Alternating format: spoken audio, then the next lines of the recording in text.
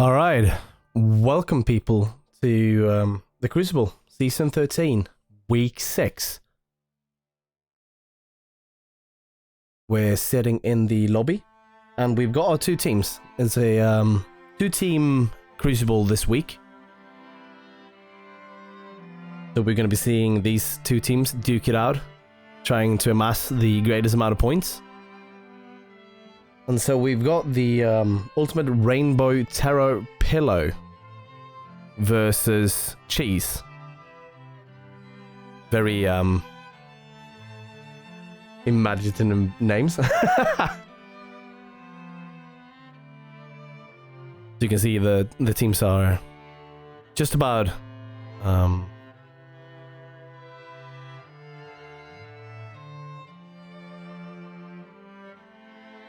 done collecting themselves. We've got everyone here.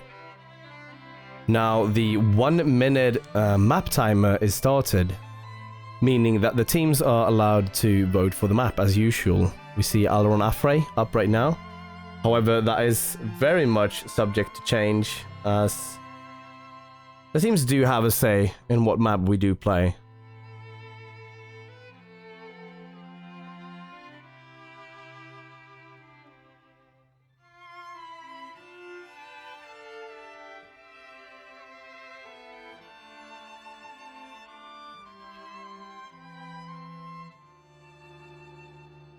And it seems like we've got one vote for Periton.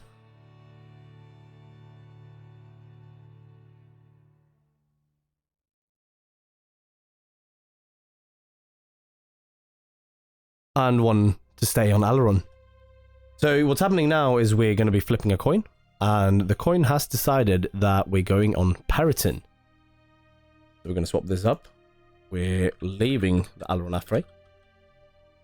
And we're going to be on Periton Rumble. Very close range map. A lot of stage hazards. Very cramped. We'll be moving through the alleys of the city.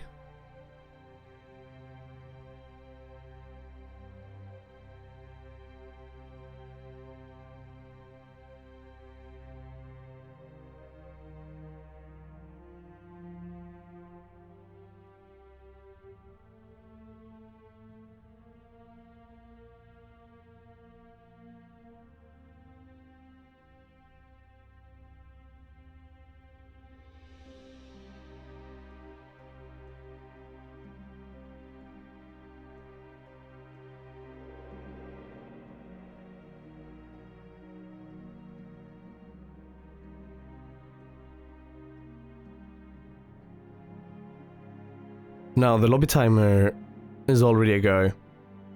We'll be syncing that up very shortly on the 3 minute mark. It's a 4 minute timer.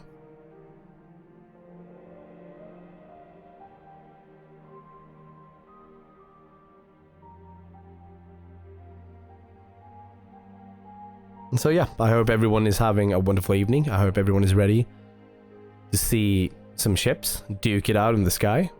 I know I sure am.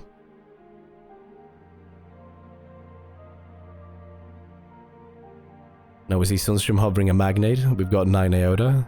Just switching over to a Crusader. We've got Captain Jan sitting on this SMS Temes, the Pyramidian. And TSR Fuel sitting on a Pyramidian named Cocker.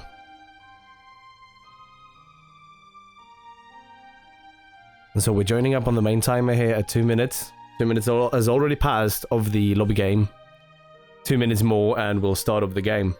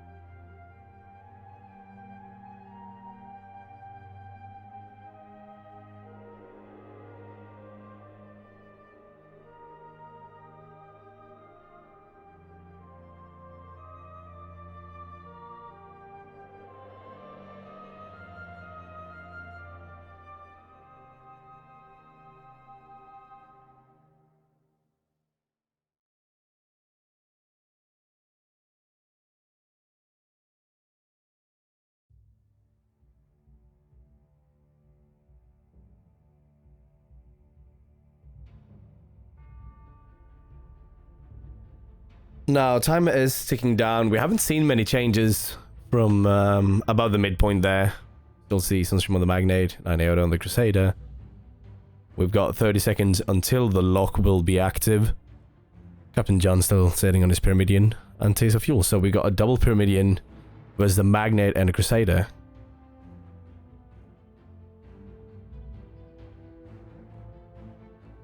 So the red team obviously bringing a whole lot more guns.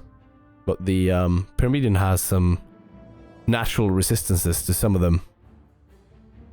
We've got a small change over the Victor Magnuson. And we are locked, so in about 30 seconds, we will be entering the match.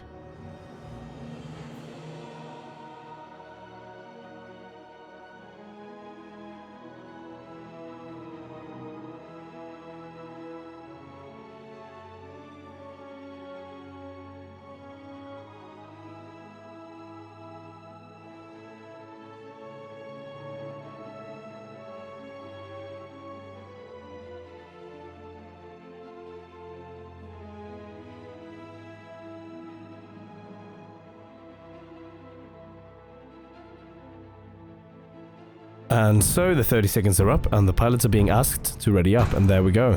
So they have. But like we said, moving on to Periton Rumble.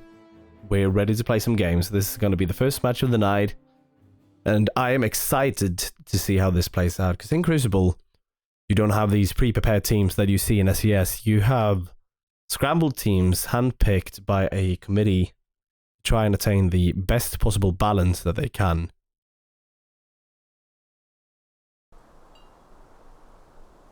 Really quick loading screen and we're in. Right, so starting us off, we've got the Victor Magnus and the Magnate. We're looking at left side. Very close range brawler here with some Gatling, Hawacha and Flak. And on the other side we've got some Hades, Artemis and another Hawacha. Piloted by Sunstream. Then we've got the Darkness piloted by 9 Iota, Crusader, double front Flak, double front Hawacha, double Flax, and double Gatling, so a mirrored Crusader. Well fitted for the Periton. Then we've got the Cocker. It's a Metamidian, so Gatling and Mortar up front with a Carronade and a Flame on the back. And the Thames is a Metamidian as well, actually. No, Artling. The Artemis up front with the Gatling. And then Flamer and Black. We see some really aggressive play here from the Pyramidian team already, going straight at the Victor Magnuson. However, the Darkness has a pretty good location here, coming in from the side and able to just bring the Cocker down. Now the Thames is in a really awkward spot. However, they get some really good flaks in on the Victor Magnuson. They're barely alive. They need to stop that Gatling. There's another hull break and they're just dead. Now Thames only has one engine left, so they're a sitting duck. And down they go. So, a really strong engagement. However, you don't want to leave the Crusader unchecked. That's a very dangerous situation for a Pyramidian.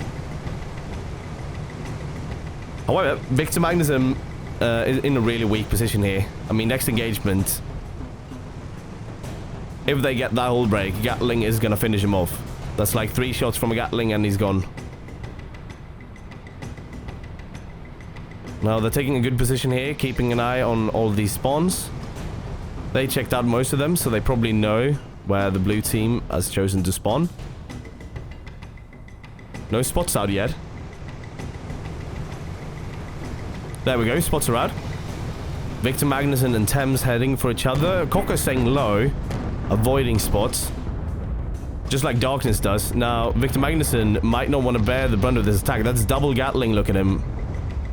And, they're very dangerous. Now Thames getting a nasty Hawacha to the side, disabling most guns. However, is the Victor Magnuson going to be able to take the pressure? They're in a building. They go down. But the Thames, are they really going to be able to take this kind of pressure? The Cocker needs to move fast if they want to get that Crusader of their friend. They failed to do so, but now the Darkness is in a very awkward position here against the Cocker. They get a decent Hawacha in, getting 2 guns off, but they're getting crushed down towards the ground here. Now, Cocker is in a really good position here. The downwards arc of the Gatling and the Mortar, they should be able to do some real damage. Darkness is up against the wall. Yep. Immediate implosion.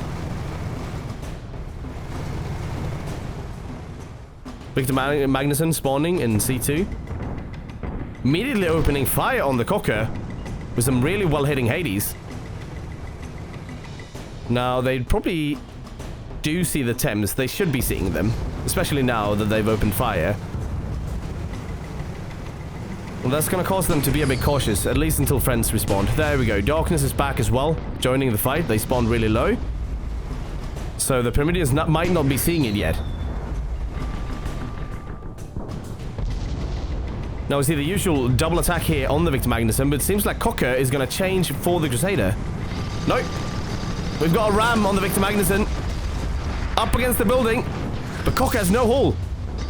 And they die on impact. Right, now the Darkness firing on the Thames. They've got no hull. They got the rebuild just in time there. Thames losing armor. Getting some flamer in. Now Thames in a really bad spot here.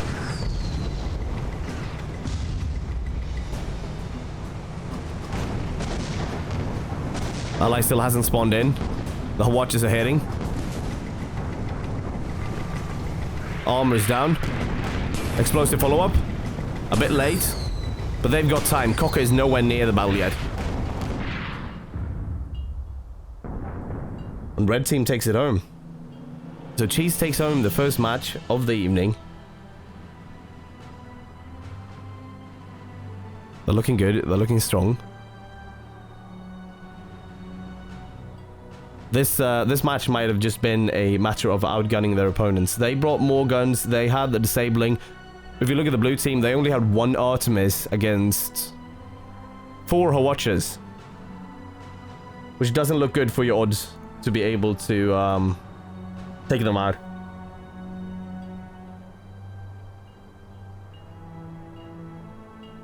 So they were able to keep at least 1 Pyramidian out of the game almost all of that game.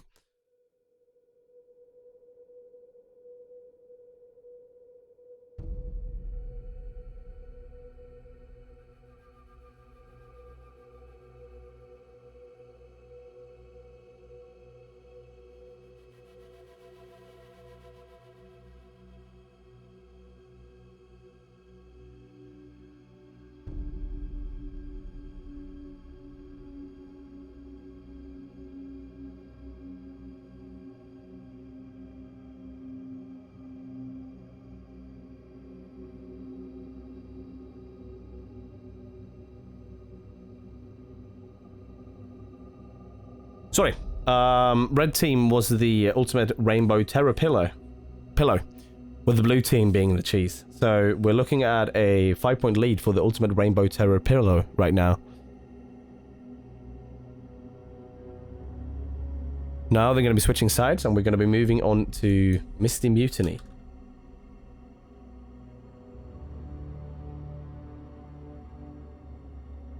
So here we go. There we go. There's the teams. And the map time has already been started. That is 1 minute. And they're voting for the current map. And it seems like both teams have agreed that Mr. Mutiny is an okay map. They want to play on this one. And as such, we're going to be sticking on this.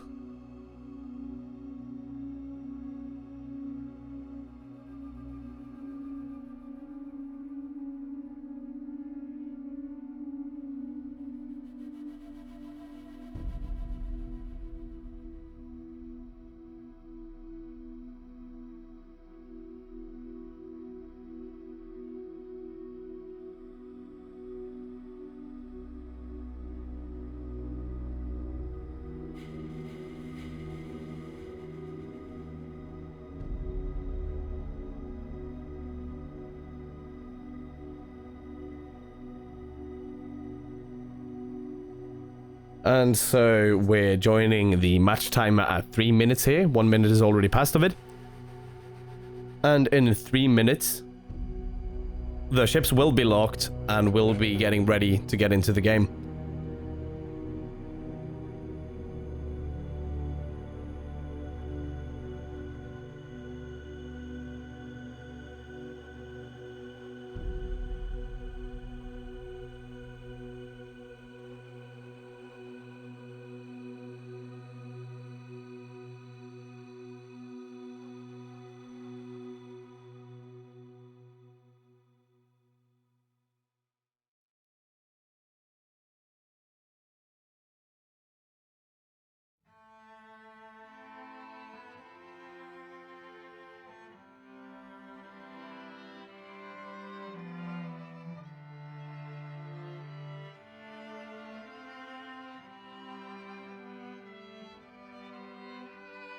Now we're seeing a couple of changes from last match here. Captain Jan now sporting a Magnate.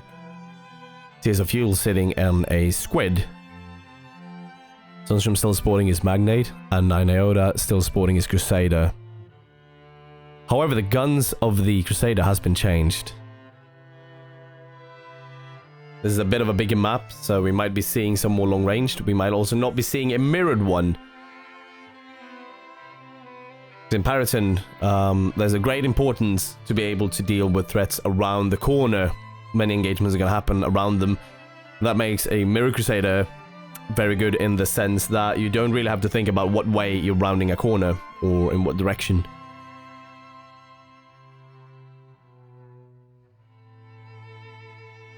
Now 1 minute left until the ships are locked.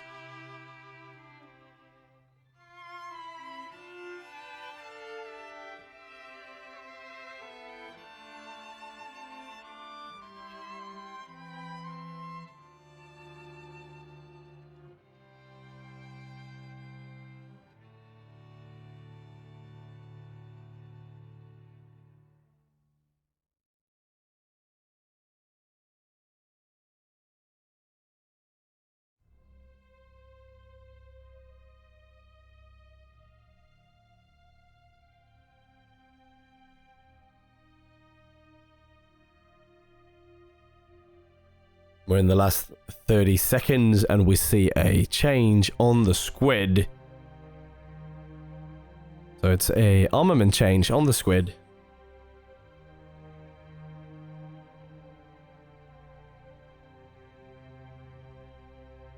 Now the ships are locked, and in about 30 seconds the teams will be asked to ready up and we'll be ready to get on our way.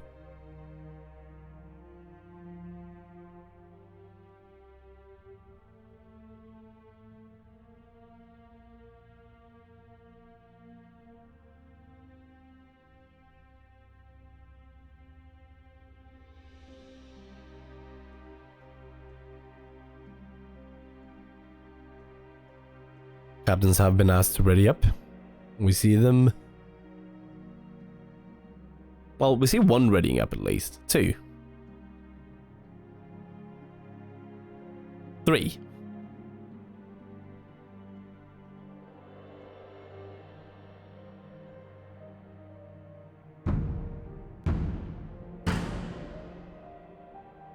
And there we go. Alright, so Mr. Mutiny.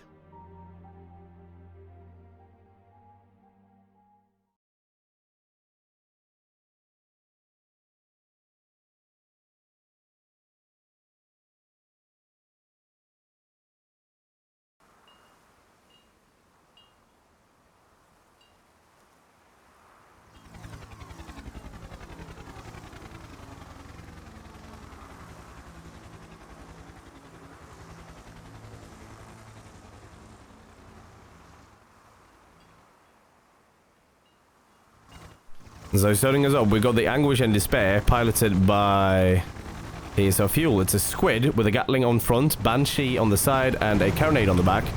Then you've got the Boar Spanashi, Magnate with front Gatling and Hades, mid-deck Flak and Artemis, and on the back you've got the Hwacha and the Lumberjack. So one long-range side and one mid-range side. Then we've got the Victor Magnuson sporting about the same loadout as we saw last time here. Hades, Artemis, Flak, Hwacha on that side, but a Carronade on the other side along with a Banshee and a Flamer. And last but not least, we've got the Darkness piloted by 9 Iota. So we got Hwacha, Banshee and Gatling, and then you got the Lumberjack, Flak and Hades. So not mirrored anymore. Now the Boar Spanashi and the Victor Magnuson are duking it out on the long range. Darkness moving in to support from down there.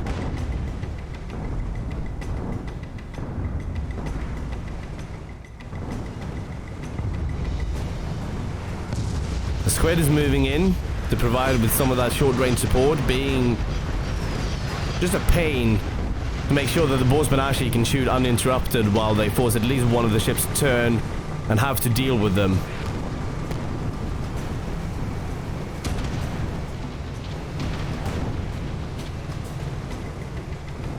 Now it seems rather effective here as the Boar Spanashi is getting the upper hand on the 2 blue ships. They still haven't dealt with the squid. Now, the darkness is managing to get some counter fire in there. The Bosbanashi is popped. But you see the darkness here taking some of that damage with the squid ever being present and ever being ready with that Banshee. Now, the Victor Magnuson is tired of that squid. They want them gone. So they're moving in with that flamer. They move underneath them, getting ready to go in on the darkness. There's some nice dodging there from the Anguish and Despair. Now, the Bosbanashi, of course, is excluded from the fight because of the hard cover that the blue team's got at the moment. But they're ready. As soon as the blue team rises too much, the Bosbanashi is right there and ready. Now, they might be moving into brawling range, actually, here on the darkness. We'll see. The darkness is still facing them with a long range side, which is a bit awkward for them as the Watcher goes out. We get hull broken. They've almost got no life left. Now we've got the short range side on them. Both the Victor Magnuson and the darkness are ready to intercept the Bosbanashi. They've lost almost everything on that ship. But the squid is moving in now, and they're being a very real threat to the darkness. And there we go. First kill goes out to the red team. Cheese, as they're known. I see now that that needs to be changed, so... Cheese is on red.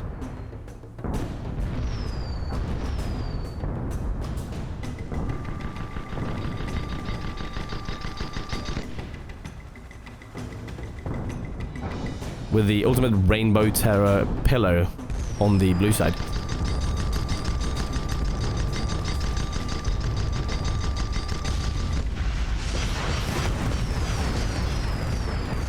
Now we see the darkness is here and they're ready to support their ally. That squid still hasn't taken very much damage. They've gotten hull broken once there, you can see that little bit of damage.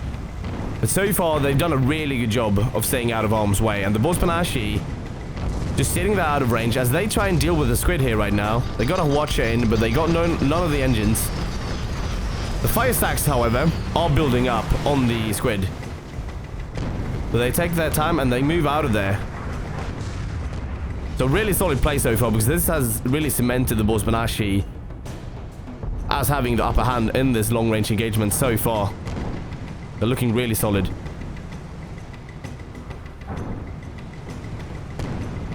We still don't see any return fire on the Bosbanashi from the blue team. They are still focused on that squid, and that squid is doing a very good job of staying out of harm's way.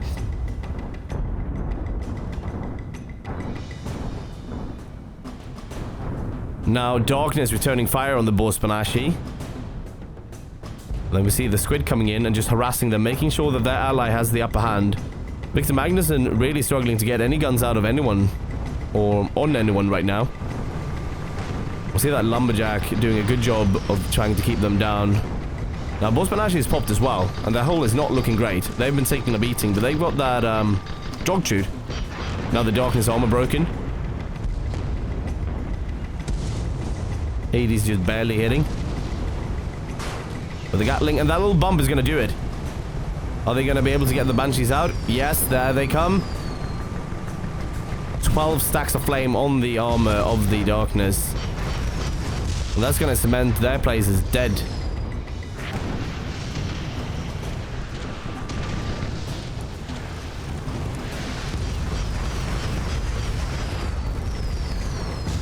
Now the Victor Magnuson still trying to catch that squid. However, the Bosbanashi is still upon them.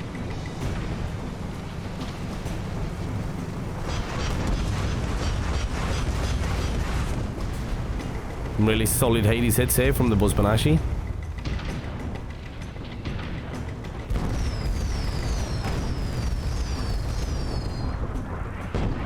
Now the Gatling coming out, a bit more reliable in the short range. And there comes the explosive follow-up. And the darkness has spawned in, which might be a really poor decision because Victor Magnuson is really in no place to help their ally at all. The darkness gets a good position on the Bosbanashi.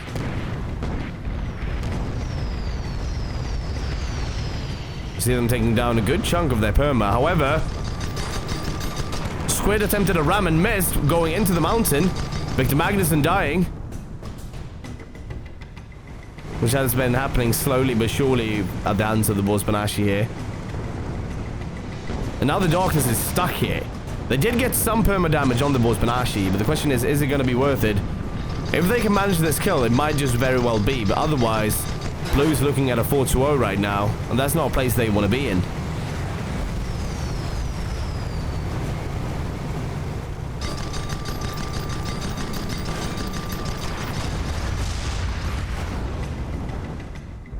So right now, Cheese is looking really strong. They've been making a bit of a comeback this last match, which ended 5-2.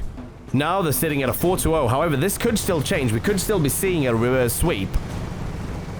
We'll see damage on both the red ships.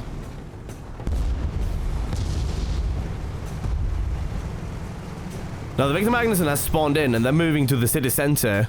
Really popular place to sit in this map. Darkness spawning in, probably going to be joining them. You got the two red ships moving in. Seems to be a bit of a split engagement here, with the Squid moving up, probably trying to get those early spots, with the Borsbanashi moving up, trying to set up their long-range position. Now this map has some poor visibility, but as long as that Squid can maintain the spots, the Borsbanashi can fire from a really good position where the blue team might not even be able to see them.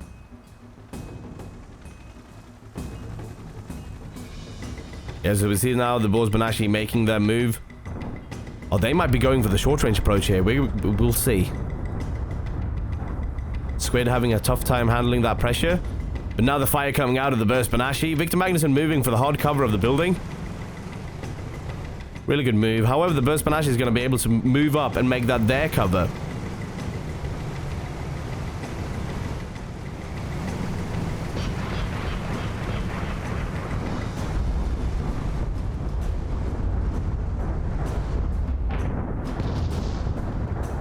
Oh, that Squid, not looking good at all. Not looking good. They lost 2 engines.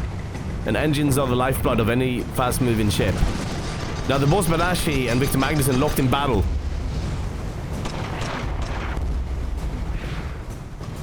And with the Darkness joining in here, it's not looking like Borsbanashi is going to be managing to do anything. That Flamer just making sure that they're not really able to do anything. We see those flame stacks on all the different weapons there. Not a whole lot, but enough to be an annoyance.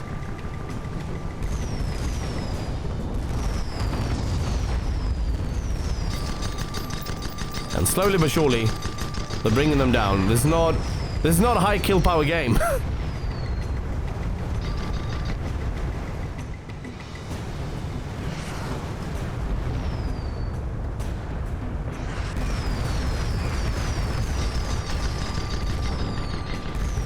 Now the Victor Magnuson is going to lose armor here. And the Squid gets some cheeky perma.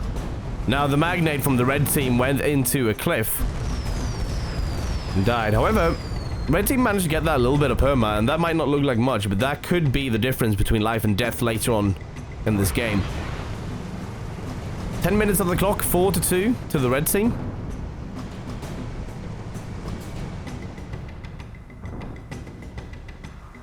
You see all that long-range fire going out of the Squid. However, that's a really hard target to hit. Yeah, and they're going to be opting for the hard cover here. However, the Darkness really close behind here. They bump the walls and they lose their chase.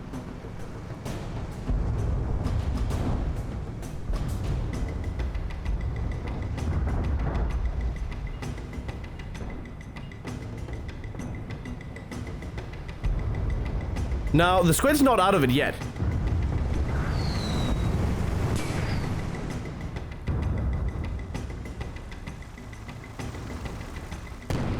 But they seem to be in a pretty safe position.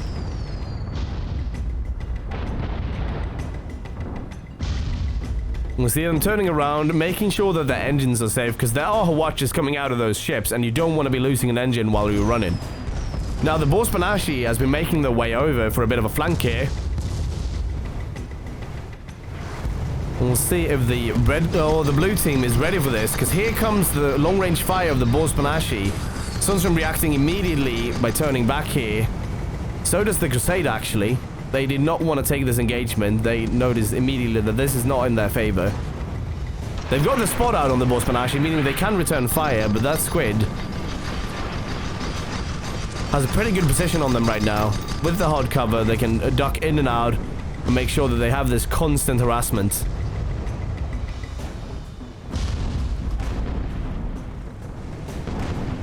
Now the Darkness going up to challenge the Boss Banashee, but the squid is just putting that Gatling on, and that one Gatling makes all the difference, as that makes sure that they can't even, or they can't really keep the hold up in this long-range battle. And that means they're slowly but surely just going to be losing perma.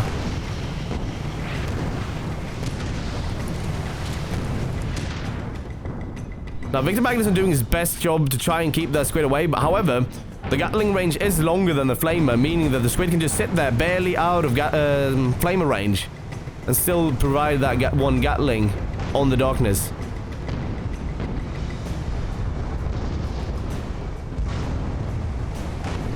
Now the Darkness is beginning to be in a bad spot here. However, it seems like fire has ceased on them and is now going out on the Victor Magnuson.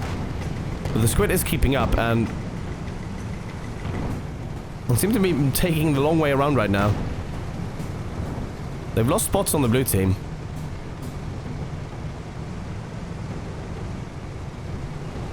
Now all spots are lost. I think they've got a pretty good idea. Yeah, we've got a spot out on the squid again.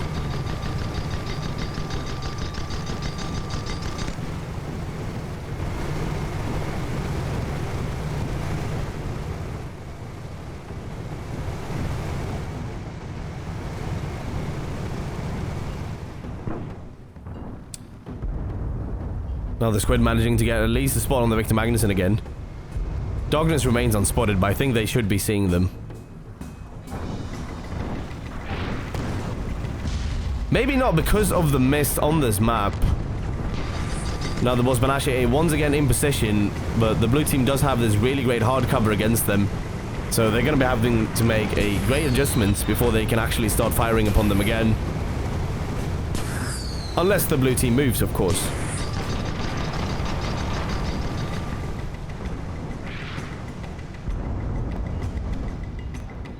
Now, is either the squid just staying here at range where the fire from the blue team is really inconsistent. However, they need to be careful as to not get sniped. Like, if one of those engines get cut out, or if they lose the balloon due to staying a bit too close, they're going to be in trouble. Now, the Boss Banashee is slowly making their way up while the squid just wastes time for the blue team here. Now we see them in position here again, firing upon the Darkness. But the squid is doing more than that. Like I said, they are keeping up the spots, making sure that the Boss Banashee can make an informed decision about where to appear. However, they might have gone too far this time, as the Victor Magnuson is making a run for it and being joined by the Darkness. And Boss Banashee still have their long-range side turned, with the Victor Magnuson engaging with the short-range side. Now, double focus on the Darkness, and they just can't take that kind of pressure. The Crusader is not a tanky ship. But the Victor Magnuson getting a good ram on the Anguish and Despair, pushing them out of the way. And the Darkness manages to keep up their fire. However, that Gatling could kill them off. Now we see the double focus on the Victor Magnuson. Both the ships are moving in here. The Watcher coming in. Getting two engines. And the Darkness, they really want to support their ally, but they need to be really careful. Because if they get hull broken here right now, they are dead. And that means victory for the red team. Getting really good at Watcher in on the squid. However, the Boss Banashee is still there. And they're firing with everything they've got. Out comes the Gatling. Oh! And the Crusader bites the dust. So Cheese takes that one home. And so that's a bit of a comeback from the first match. And I think... I'm gonna watch... Yeah, there we go. So, they do a mirror off the first one, taking it home 5-2.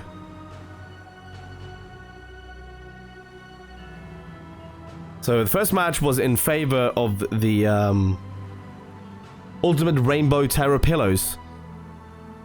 5-2. And now we see a match 5-2 in favor of Chase. Bit interesting.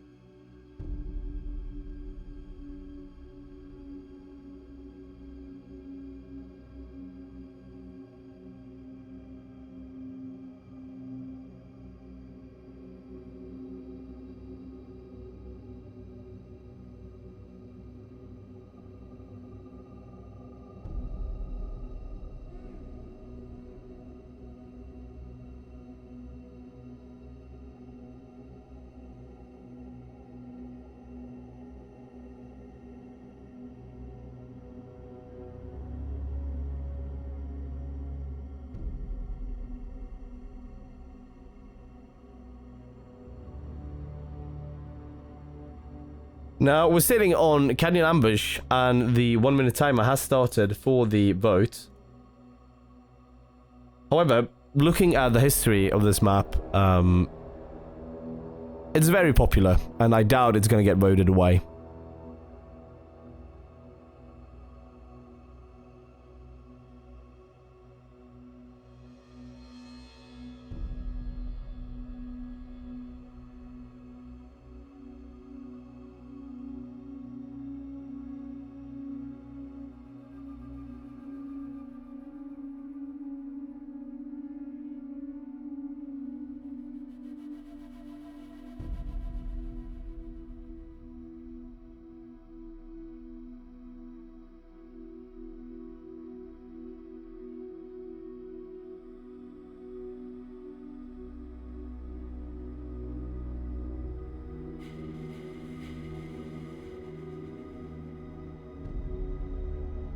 And as suspected, there was no vote, meaning we are going to be going to the canyons.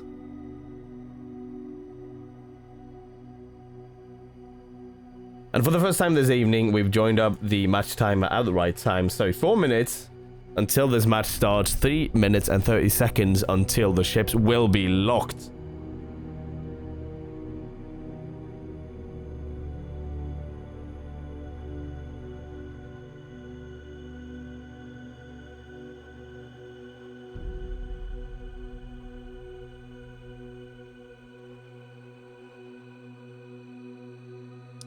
Now, since last match, even before the lobby timer started, we saw a complete shift on the red team here, or the Ultimate Rainbow Terror Pillows. They've opted for a Goldfish and a Pyramidion.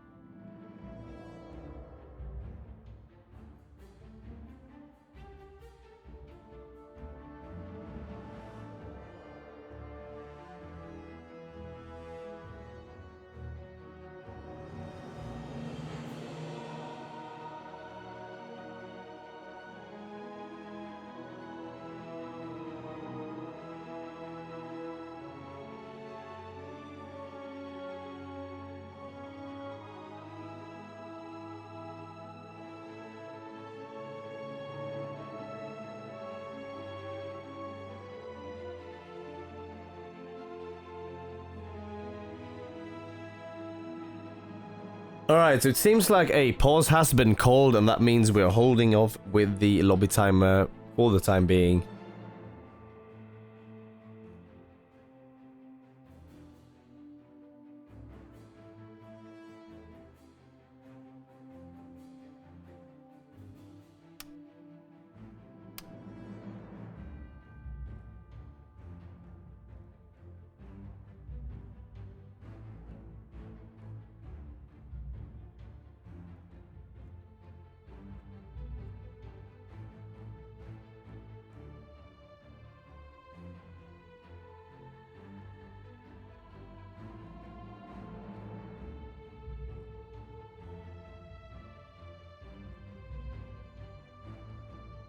So while we won't be seeing the timer right now, it is about 2 minutes until the lock. Well, 1:30 until the lock and 2 minutes until the match start.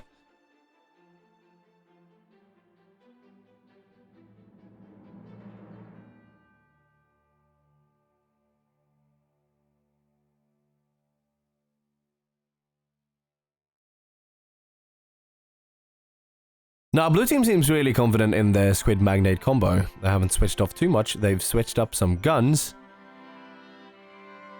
More than that, we haven't really seen.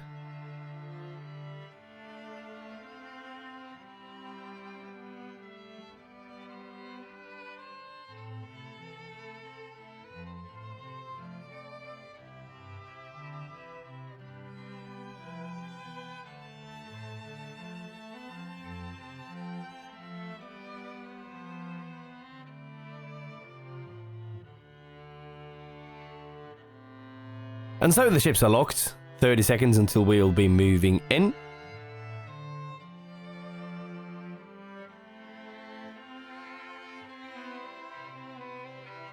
And so we'll be looking at Squid Magnate, the same combo we saw before with a bit of gun swapped. Versus a Pyramidion and a Goldfish. I think the red team is hoping that the Goldfish will prove more efficient in dealing with the Squid.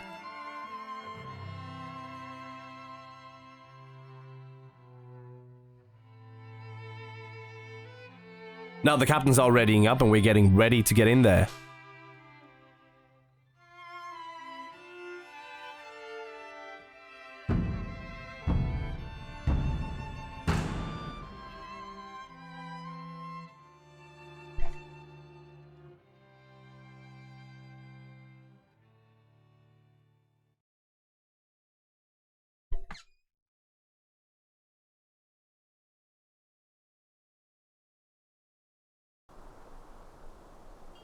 And there we go, here we are at Canyon Ambush. Now, looking at the sweet Victor fish brought by Sunstream here, it's a Watcher fish with a right side carronade, left side carronade, and a back Banshee. The ally is the Strelitzia, piloted by 9 Iota. It's a carrot, so you got a carronade and Artemis up top, with a Banshee and Gatling on the side, so a bit of a kill side on the side there as well. Now we got the Anguish and the Despair, the Squid we saw from last match, sporting 2 Gatlings, 1 back and 1 front, along with a Banshee on the side. And of course the Boss Banshee, now with double Gatling up front, double Flax in the middle, and double Carronades on the back. So a mirrored one, we see a lot more corners on this map here. Sweet Victorfish making a really aggressive move already behind the Squid, and if they get those engines, they're done for. 3 out of 4 engines hit with the Watcher. Really good flank here by the Sweet Victorfish. They moved in really aggressively and kind of took the blue team by surprise. Now the Boss Banshee struggling to get into the engagement. We've got this cliff in between them, and they're going to be coming around real soon. The Squid got most of the engines back up. The Banshee's making sure that they've got some flames to deal with. Now the Strelitzia in a really exposed position here in between the 2 blue ships. But the Sweet Victorfish bringing their Squid down, making sure they've got no engines and making sure they've got a real threat behind them at all times. And the Strelitzia is starting to work here with the Boss Banshee. You got that Artemis making sure that they don't really have too many guns. And the Carronade making sure that that balloon stays down. A slow but efficient killer.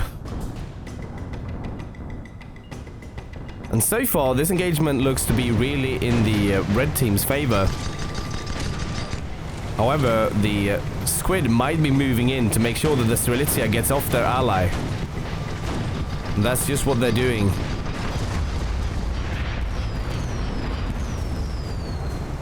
And that puts Strelitzia in a really bad situation, with the Sweet Victory Fish now struggling to keep up with the squid. They seem to be aiming at the boar Spanashi instead. But that leaves their ally in a bad position against the squid. And the Strelitzia is the first to fall, leaving the Sweet Victor Fish alone versus the boar Spanashi. And now the squid is making their way in there as well.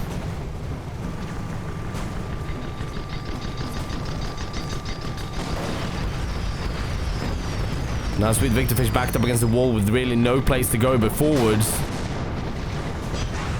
They get a good watch in. However, they don't have many components left on that ship. Armor's going down, balloons down. They've lost a gun. Now the perma's almost gone as well. And down they go as well. So a real strong start by the red team. However, blue team really brought that back and managed to show their flexibility, with the squid being able to go from a 1v1 to a 2v1 and just making sure that the Strelitzia fell. So really good job by the blue team. Strelitzia now spawning in on their side. Blue team doesn't seem to be in a hurry to move over to the red team spawn.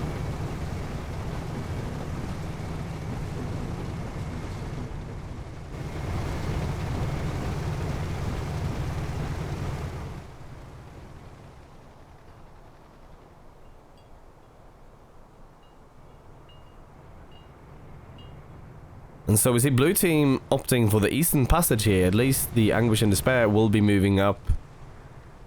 Well, we've seen them do this before, with the squid taking kind of a scouting role. Because they do have the option of just running if things turn south. Now red team moving really cautiously through the canyon.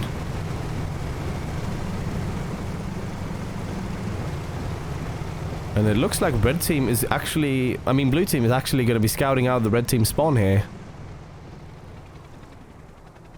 With the red team doing the same. So we've got a kind of a lull in this battle here.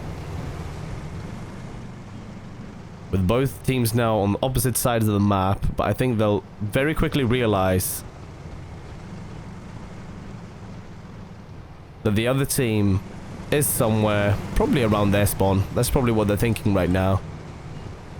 But with both of them thinking that, now the Anguish and Despair moving back, try and get that kind of scouting, leaves the boar Spanashi in a vulnerable spot if the squid cannot make it back in time.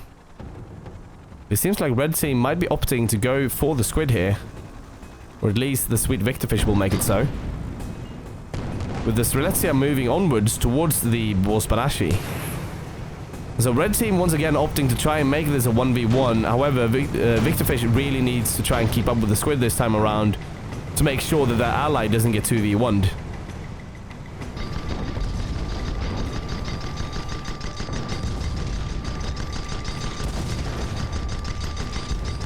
Now, so with Victor Fish losing balloons, Strelitzia getting pumped full of Gatling.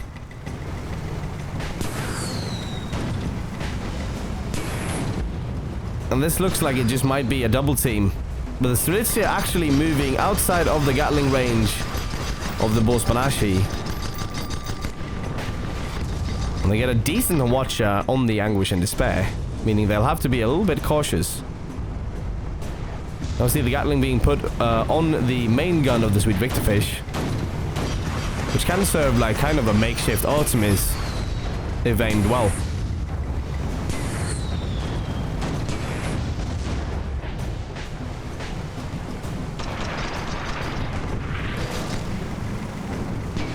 Now blue team is once again going for the double team on the Strelitzia. They really want to get that double focus in.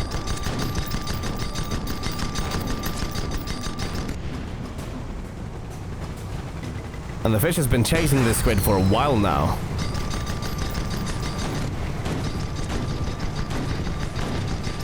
And they're really skillfully using their vertical movement to evade the fish.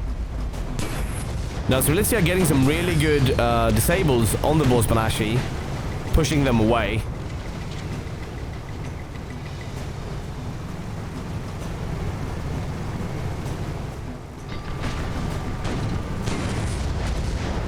They get out the Gatling again. Really good job by the Strelitzia.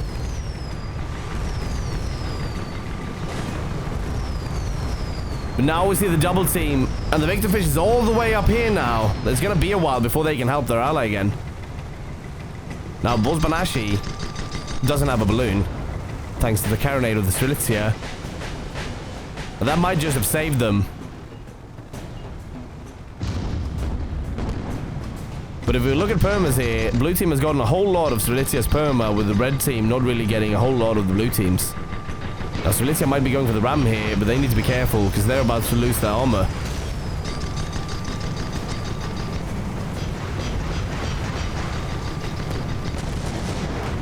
Well, and that Hawacha though, that Hawacha is very dangerous for the squid. But now the Bozbanashi is up and running again. And that Hawacha is not yet really ready. It seems like Squid Victorfish might be going to try and sit on the squid. They've got the carronade out. They're making sure they've got no balloon. That's some really good Banshee out of the Squid Victorfish, making sure that that squid dies.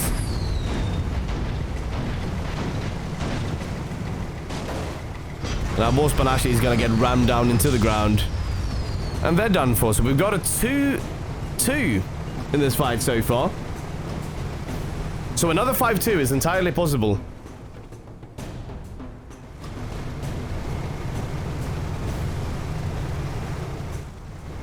Now the red team won this fight kind of in the middle of the map, so looks like they're going to be making their way over to the blue spawn. But they've already spawned in. At least the squid has. And there we go, the magnet is spawned once again, and they have a good view of the entrance from which the red team is going to be coming out. Bit of a dust cloud. But we see the spots coming out.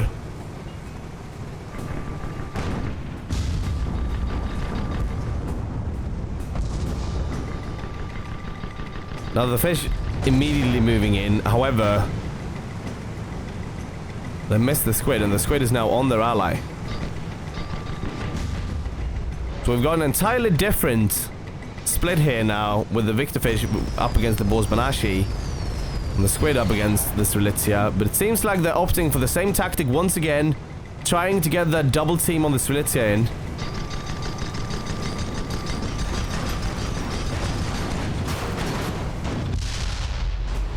Ooh! A very aggressive ram from that squid brings them down. Now the Squid Victorfish is hurting and they want to get out of there. They do have the moonshine, so they've got the means of transporting themselves. But that squid is also moving pretty darn fast. He's going to be able to keep up that Gatling fire while the Bozbanashi provides the support with the flax. Oh, and this is awkward now because the Strelitzia has just spawned in, trying to help their ally, presumably. Might also have been a forced spawn. We don't know. However, they've got a pretty good grip on the squid right now. But the squid moves below them.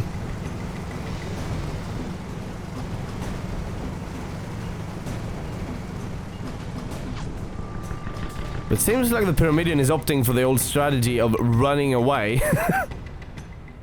With an odd spawn from the Victorfish spawning behind the blue team. Now, this might be a good flank, but this also leaves the Strelitzia very vulnerable to a double flank if they don't get a good watch out and manage to stop one of the blue ships.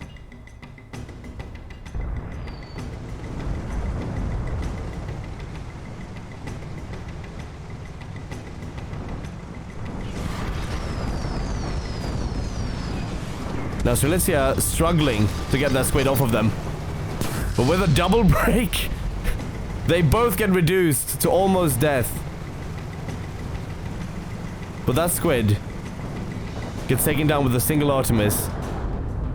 And so 3-4 in the last 8 minutes here. Bozbanashi, they have been properly disabled by the red team's fish.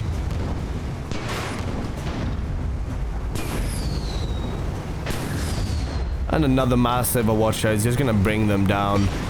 to a state where the red team can choose to either keep them around or just get rid of them. And it seems like they're opting for the latter as they bring them down. Now, blue team spawn, of course, is on the other side of the map. And with a 4-4, this last engagement is a very high stakes one. Because remember, so far in the tournament, right? We've got both teams on 7 points with 1-5 victory each. And both teams in those cases losing with 2 points. This put both teams at 7 points and now they're 4 each.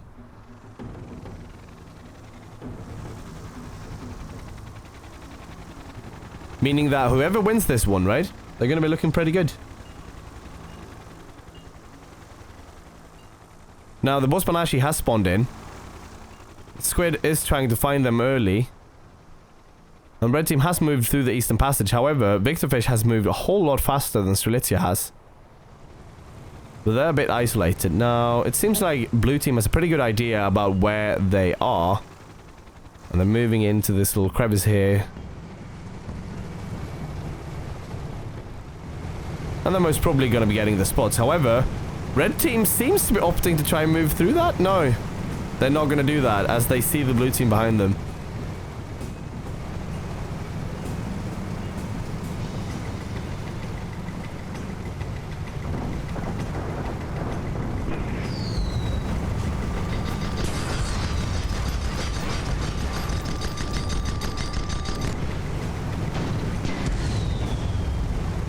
Now, both teams are up on the Boss Banashi's business. However, the squid is left completely unchecked so far. Now, the fish is turning to deal with it, presumably.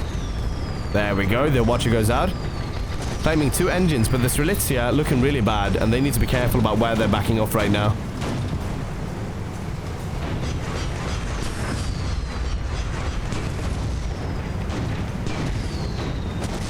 Oh, and that ram might just do it. Oh, but they missed the final one, and did the Strelitzia just kill themselves against the wall?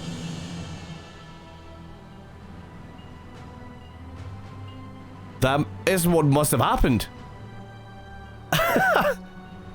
And so blue team takes that home, 4-5. With an ending that looked very much in red team's favor up until that point where the magnate got bonked to the side.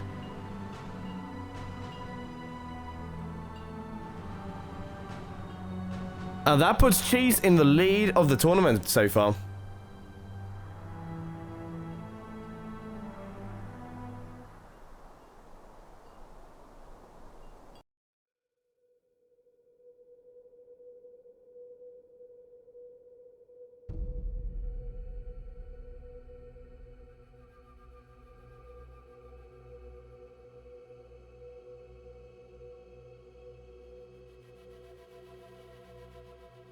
So, quite the spectacular finish there. Really looked like red team was going to take that home.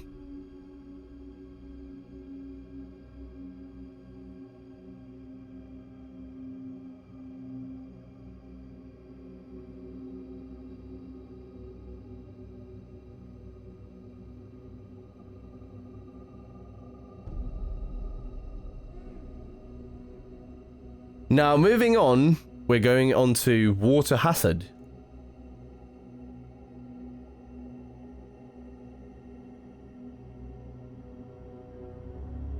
And so far in the tournament, we're looking at a 12-11. So, 1 point difference between the two teams so far.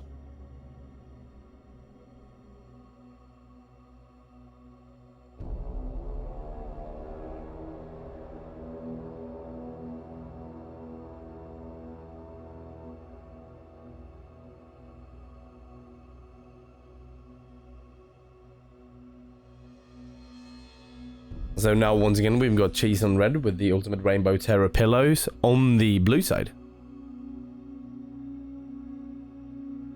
Red team has declared themselves fine with Water Hazard.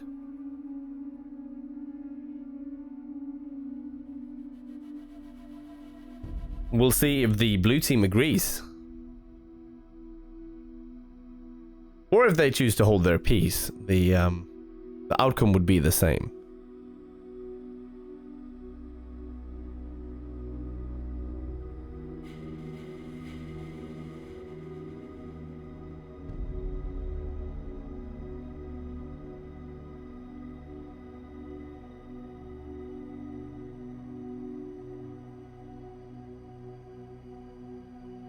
Now, the time is up, and that map is now locked. We are going to be going onto Water Hazard.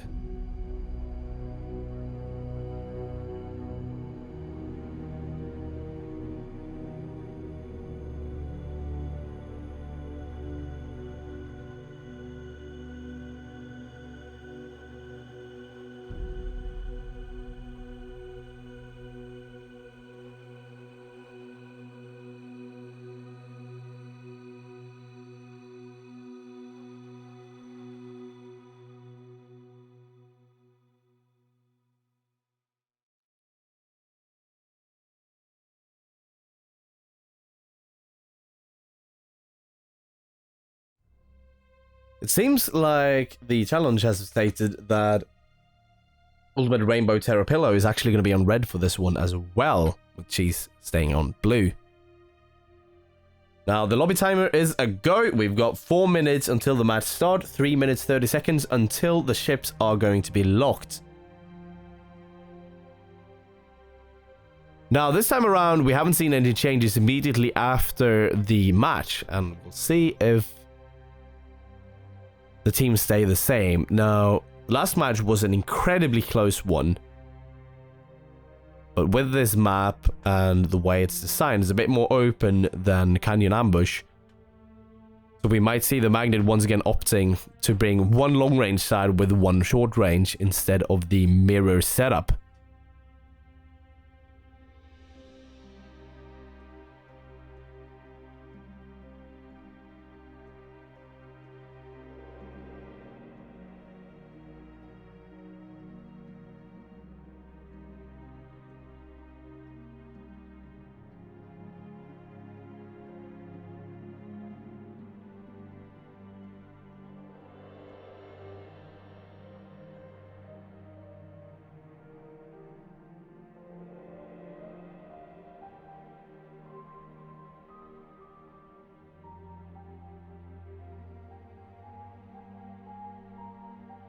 We've got a change coming out from the Fish, changing into a Stormbreaker.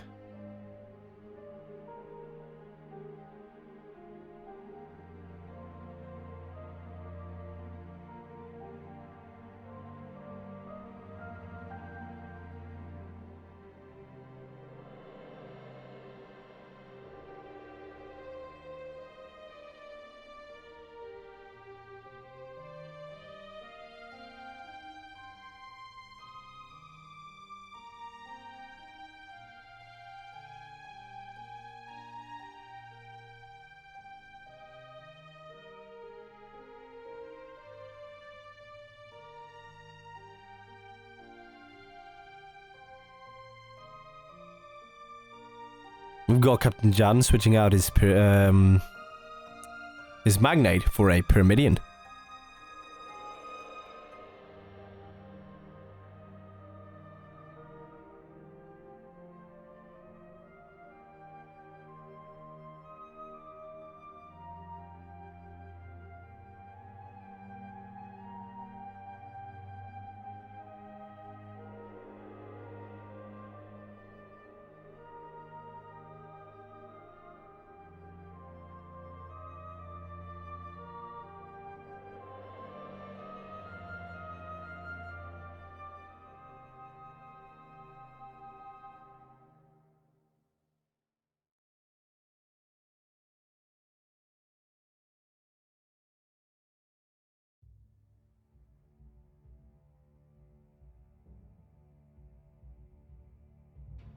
Now towards the end here, the change is becoming a bit more rapid fire. We've got a Squid and a Goldfish on the blue team versus the red team's Pyramidion and Stormbreaker.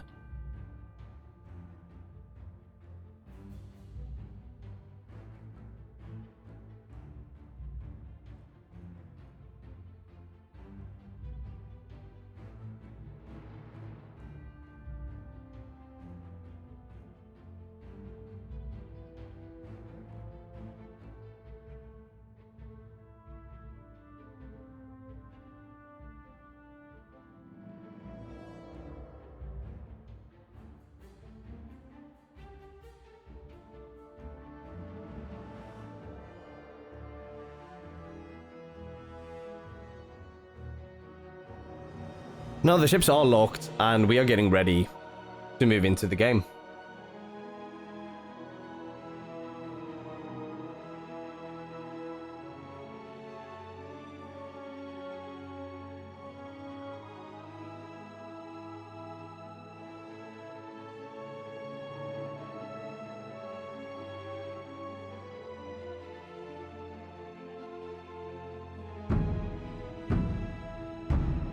There we go, we're ready up and we're moving on.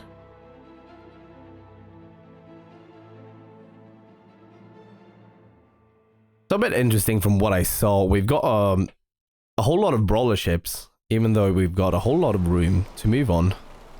And with an incredibly fast loading time, we're moving on onto Water Acid. We're starting off with the Stormsunder, piloted by Sunstrom. It's a Stormbreaker, with a Carronade on the heavy slot, with a Gatling, Banshee, and another Banshee. So double Banshee Gatling and a Carronade.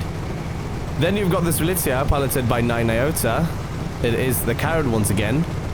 So Artemis Carronade, Banshee, and a Flamer this time around. Then we've got the Anguish and Despair, piloted by TSR Fuel.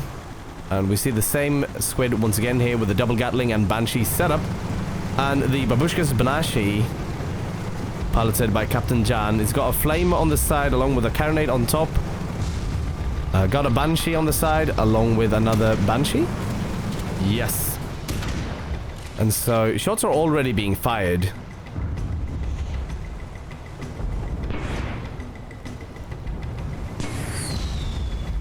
Now we've got two Carronades, one on either side, meaning that balloon pops are going to happen. And they're going to be the key to victory here in these engagements, because an enemy is easily isolated if you manage to pop one of the ships. Now, the squid making a good move there, moving above the arcs of the Artemis of the Strelitzia. However, they brought their own Hydra and they're moving up to face them.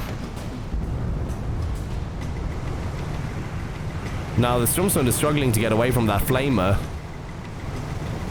But it looks like they've got good chem on that ship, as we're not seeing many flame stacks.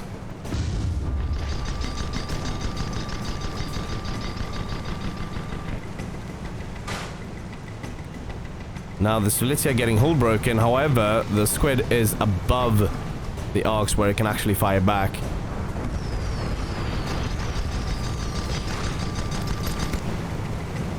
Now the Strelitzia is struggling against this squid.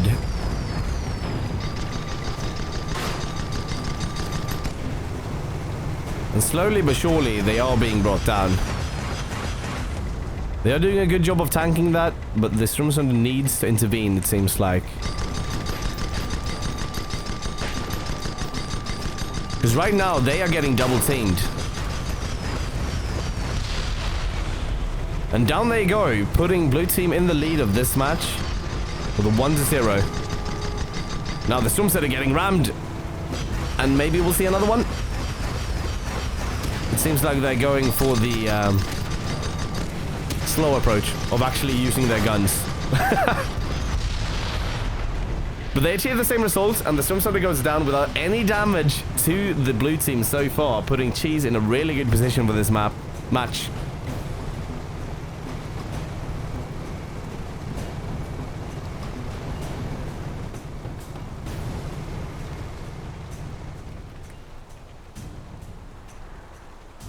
Now, blue team not really moving much, and we'll see where the red team opts to spawn.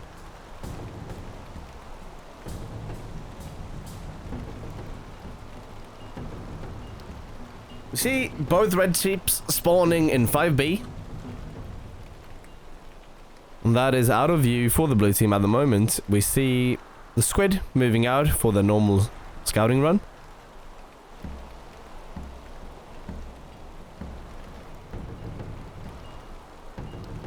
And they spotted the Stormsunder, however, they don't see the Strelitzia yet, behind the mountain.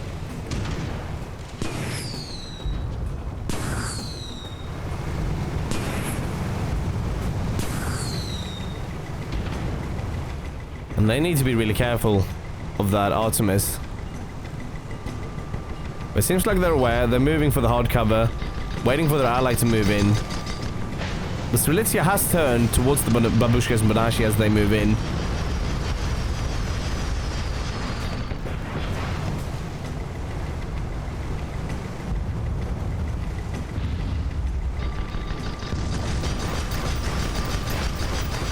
Now, Strelitzia pushing hard on the Babushkas Banashi. However, they need to be a bit more reserved here, looking at their armor.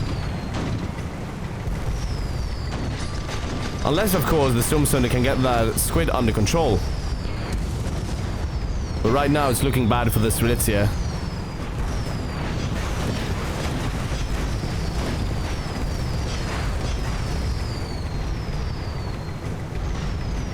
Squid now opting to go for the Stormsunder.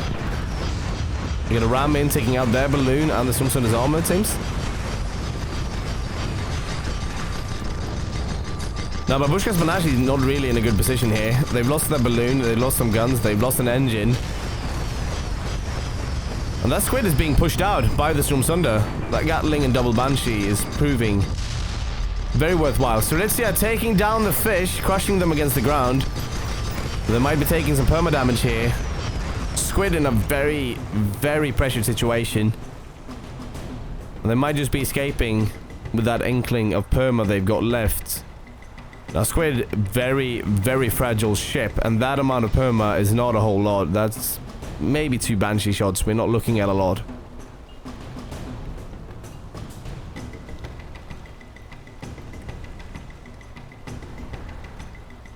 Now, we see Squid here moving around cheekily, keeping up spots, but being just out of reach out of any guns. Except, of course, the Artemis, and they need to be really careful about that. Because that Artemis could really screw up the engines, and that might leave the Stormsunder be able to come in. Now, Babushkas Banashi is back, and they're making their way in. They're being a bit reserved here. Staying behind cover so far. So it might be that the Squid is trying to lead them into a bit of a trap here. However, the Babushkas Banashi is spotted.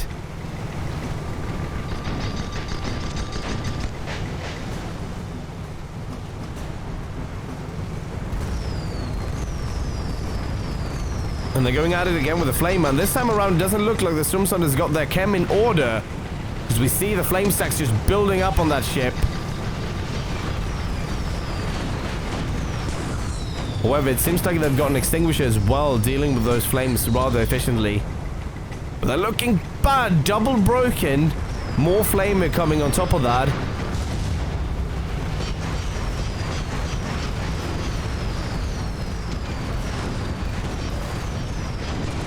However, the Strelitzia is helping their ally. They're getting the Babushkas Banashi off of there.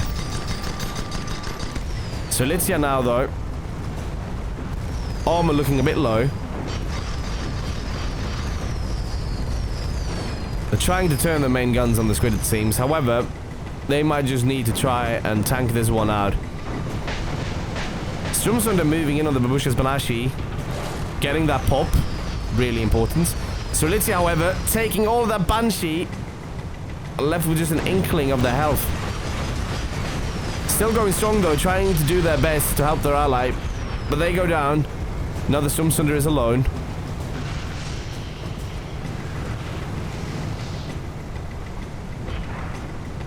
Gatling's coming in, the Flamer's going in. We see 20 stacks on the balloon. And there we go. There wasn't much hope for them in that situation. Looking at a 1-4 right now in favor of the blue team. With 12 minutes left on the clock.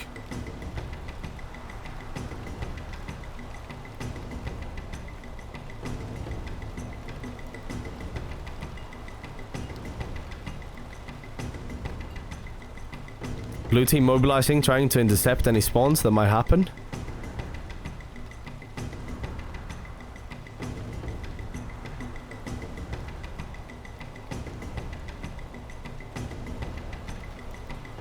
They're moving towards the Red's last spawn, the one they used last time. And it seems like they're going for the same one. So they need to be quick on their feet right now and get these ships going. Get that chem up before that fish comes in with a flamer. The Stormsunder just barely survives getting popped. But there it goes. Second time around, they get the pop. No counter pop yet out from the Stormsunder. Now the Anguish and Despair staying just outside of the Strelitzia's effective arcs. Getting that Gatling in. And Stormsunder getting popped. Getting broken.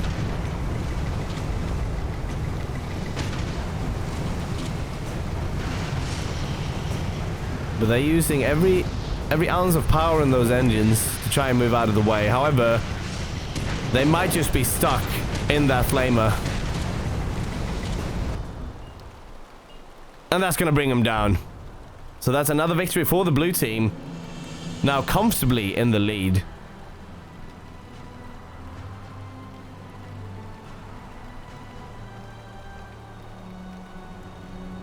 That puts Cheese in a really good position for this Crucible.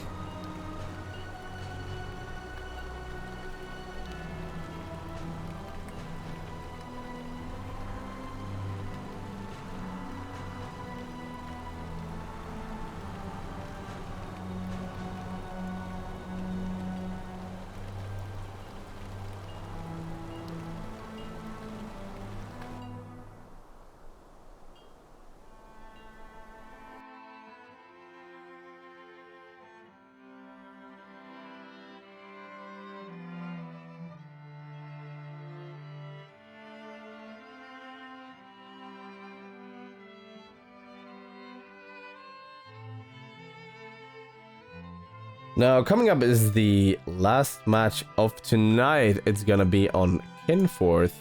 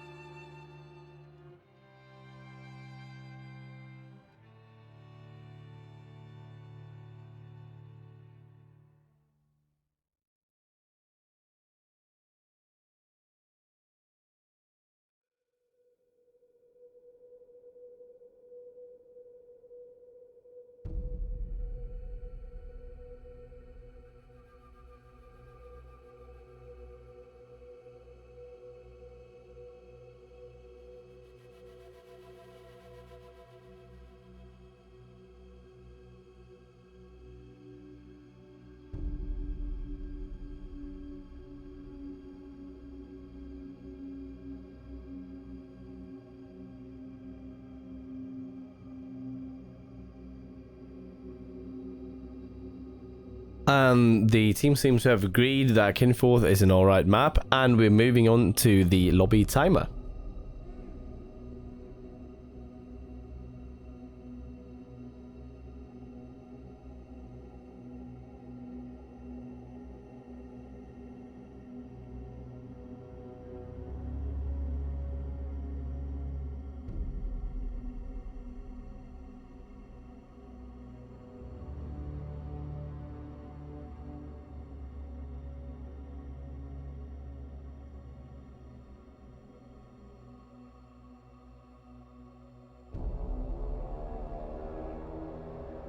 Now, some changes, like we've seen a lot of this Crucible, have come out immediately after the match. So we see Sunstrom now on a Pyramidion,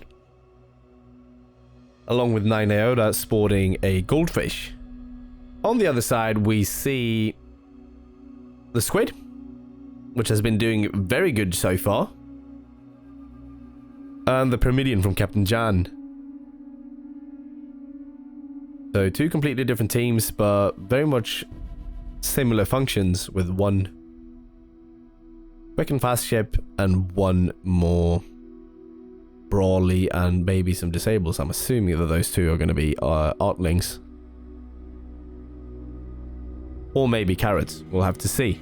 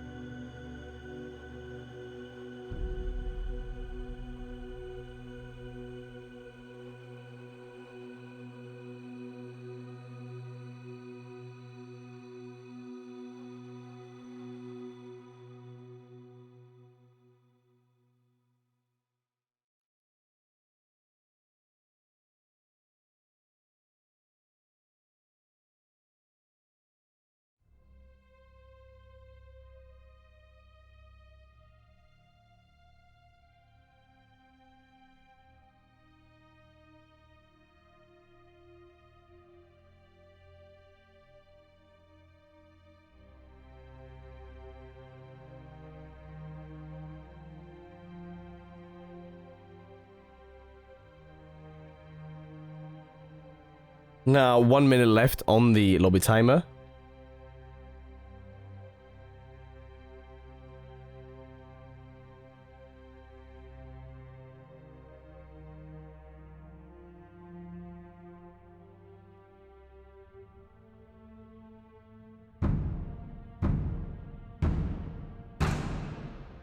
And it seems like we've opted for an early match start.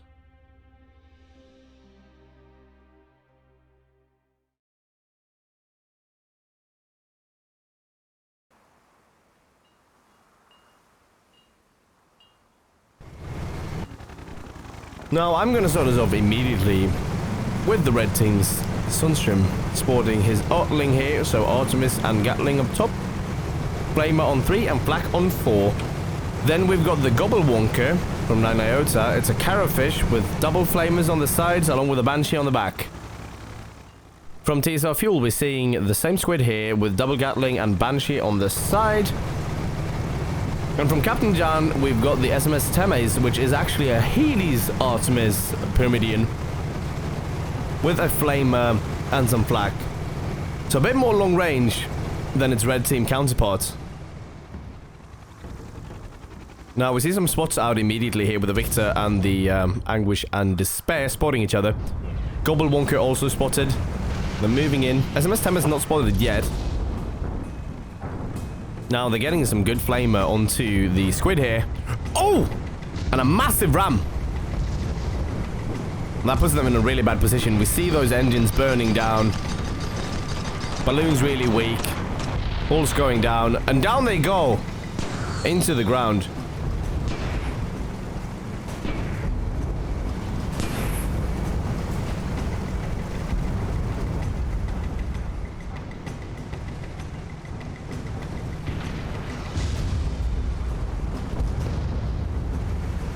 Now, the SMS Temes here backpedaling as hard as they can to try and avoid the red ships.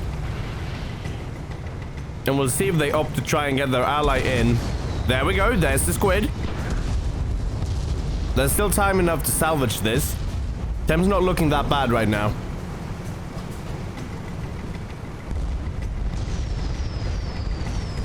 So the squid immediately goes onto the Victor here. However, their double focus on the Thames doesn't seem like it can be broken that easily. Now, the Victor losing armor. But the squid gets crushed in between the two red ships. And then the Victor goes down from the Thames.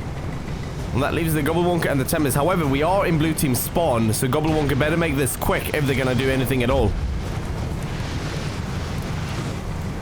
They did have the superior position here of actually having components. Thames being left in a pretty rough spot after that battle. And now they're really low. They don't have a balloon. The squid has spawned in, but that's just not enough. That was a rough spot for them. Now we'll see how the fish fares against the squid.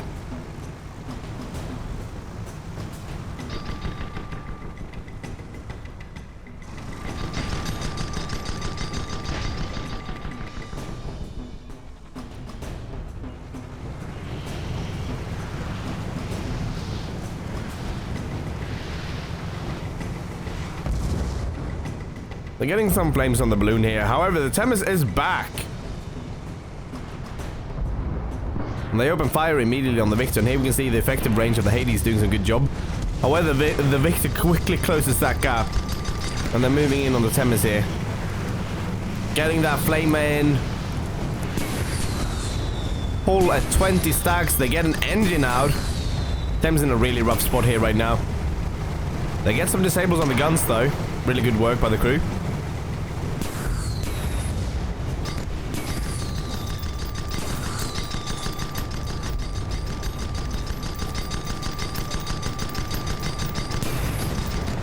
And that's the thing in a battle like this, with the Artemis going back and forth.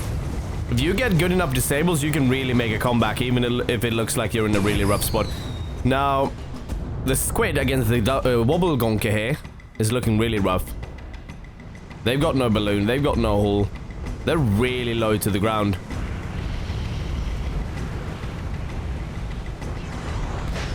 And look at those flame stacks. They are oppressing. Down they go now. The Themis has taken a real beating since last we saw them. But they're still alive. But with the red team fish coming in, they're not looking good.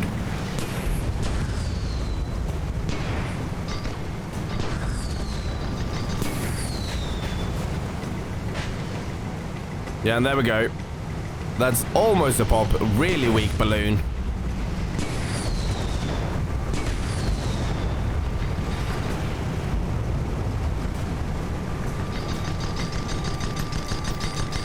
And the Victors turn the wrong way here. They don't really have anything to put onto the Themis. Now the fish is coming in, dealing some massive damage to the Victor, but it was not enough. And the blue teams goes down.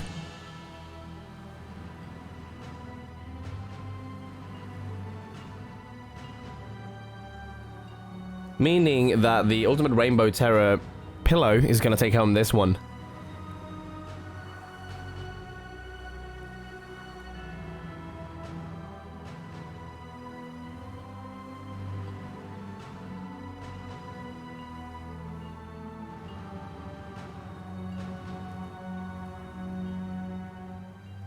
Now moving back to the brackets, which I don't think are completely correct here right now.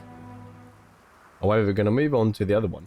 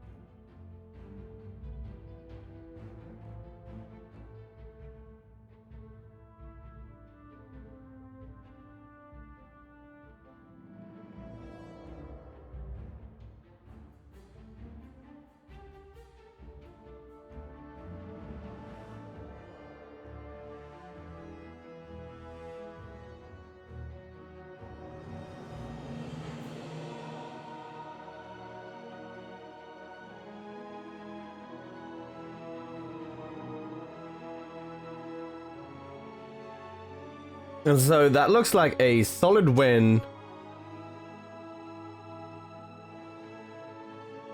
for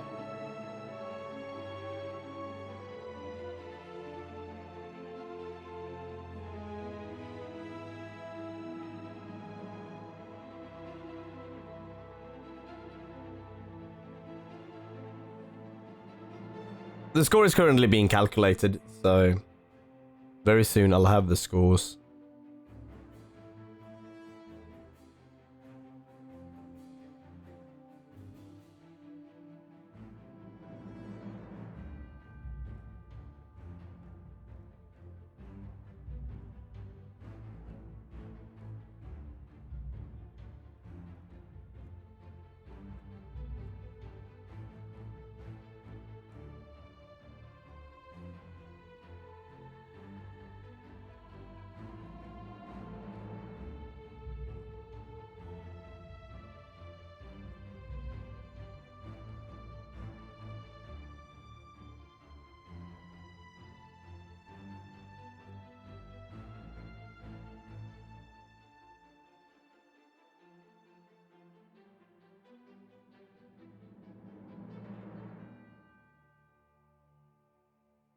Alright, so looking at the scores, we've got 19 points to Ultra Terror. What's the name?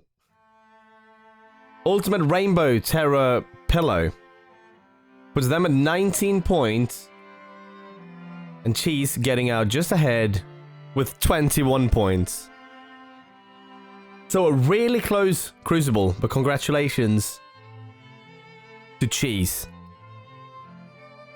We saw really solid performances from both teams. And was an incredibly fun Crucible to watch. I've been DKR, and thank you to everyone who's watching this. And thank you to everyone who will be watching this. I'm going to sign off now. and I hope you all have a wonderful evening.